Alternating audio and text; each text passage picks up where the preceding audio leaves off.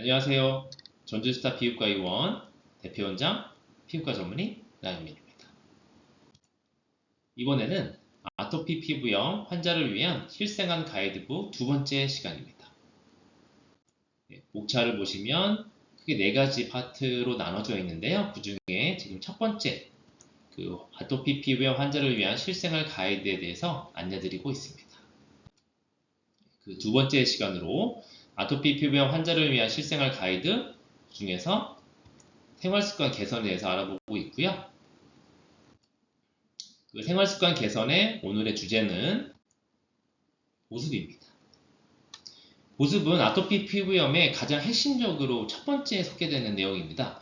보습은 피부의 건조함을 최소화하고 건조해진 피부를 회복할 수 있는데 가장 중요한 겁니다. 아토피 피부염 환자에서는 피부 장벽 기능 손상, 피부 건조 등의 보습제 사용은 건강 유지에 도움이 되고 또 항염증 효과, 가려움증을 완화시키고 과도하게 세포가 분열을 방지하고 상처 치유 효과에도 기대해 볼 수 있다고 되어 있습니다. 아토피 피부염 조절하는 데 가장 중요하며 피부 건조의 손상을 최소화하고 피부 장벽 기능을 회복시키는 기능이 있습니다. 계절에 관계없이 가장 기본적인 치료입니다. 특히 가을과 겨울은 다른 계절보다 건조하기 때문에 더 철저하게 보습이 필요합니다. 네, 그럼 자세히 보도록 하겠습니다. 자, 아토피 피부에 도움이 되는 보습제 성분입니다. 우리 보습제, 화장품, 창상 피복제, 우리 인정 비급여로도 처방이 되는 거죠. 그거는 창상 피복제, 보습제. 그 중에서 가장 핵심적인 물질들을 도움이 되는 물질들을 적어놨는데요. 우리 화장품법상에서는 전 성분을 뒤에 기록하도록 되어 있습니다. 그 중에 이런 제품의 성분이 들어있는지를 확인해 보시는 것도 도움이 되시겠습니다. 그 중에 첫 번째는 세라마이드입니다. 세라마이드는 우리 피부 장벽을 구성하는 대표적인 물질 중에 하나인데요. 피부 장벽 기능하고 수분 투과성을 회복시킵니다.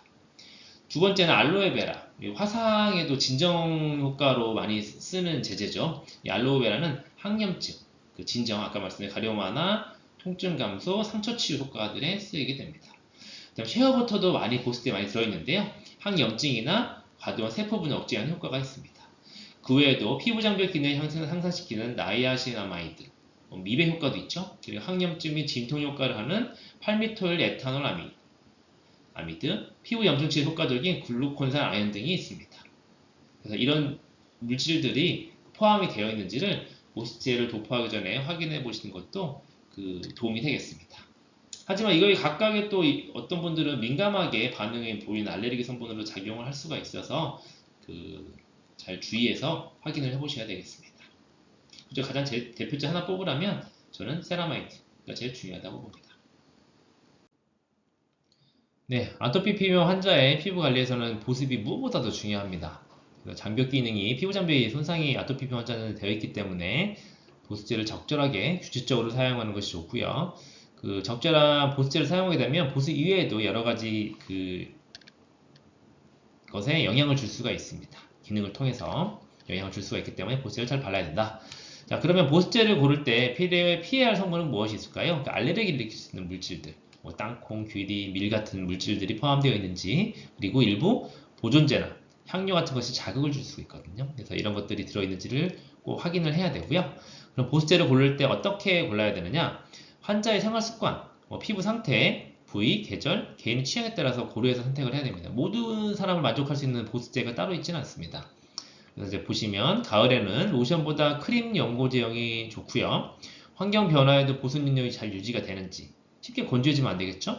적절하게 지속적이고 습기, 물기를 머물고 있는지, 그리고 휘발성이 적고 다른 성분과 잘 어울리는지, 계속 막 맴돌고 바깥에 맴돌고 흡수가 안 되면 안 되겠죠? 그리고 점도가 적절하게 촉감이 좋은지, 너무 답답하게 유분기가 많아서 크림 연고 타입에 가까운 게 보습 효과는 좋지만 맞지 않으면 환자분들이 안 바릅니다. 안 바르게 되면 안 바르는 것보다는 자기한테 적절하게 맞는 약간 라이트하게 로션 타입이라도 바르시는 게 좋습니다. 그리고 무색, 무취, 무미, 뭔가 방향제라든지 보존제가 들어있으면 자극을 줄 수 있기 때문에 가능하면 그런 것들이 함유되어 있지 않은 보습제를 선택을 하시는 게 중요하십니다. 네, 그러면 생활습관 개선의 보습제는 어떻게 발라야 할까요? 보습제는 8시간 정도 후면 처음 바른 양의 50% 이상이 사라지게 됩니다. 그래서 하루에 최소한 2번에서 3번은 더 발라주셔야 합니다. 그럼 올바른 보습제 바르는 법을 보시면 아까 말씀드린 하루에 2, 3회 건조하거나 피부염 있으면 더 발라주셔야 됩니다. 물이 닿거나 그러면 물로 씻거나 피부를 했을 때는 더 발라주셔야 됩니다. 그리고 손상 부위는 처방받은 치료제와 함께 발라야 되고 아까 말씀드린 것처럼 보습제 바르기 전에 치료 처방받은 제품을 먼저 바른다. 그리고 샤워 후 물기가 남은 동안 3분 이내 바른다. 3분이 넘어가면 물기가 증발되면서 피부가 건조해지기 때문에 촉촉함이 남아있을 때 보습제를 발라서 수분이 날아가지 않게 해주셔야 됩니다. 그리고 피부에 자극이 없도록 막 문질러서 바르시는 것보다는 자극이 없도록 부드럽게 발라주시는 게 중요하겠습니다.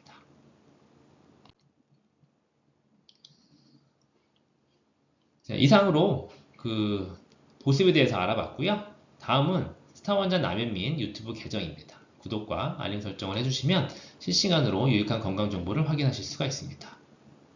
지금까지 스타원장 남현민이었습니다. 감사합니다.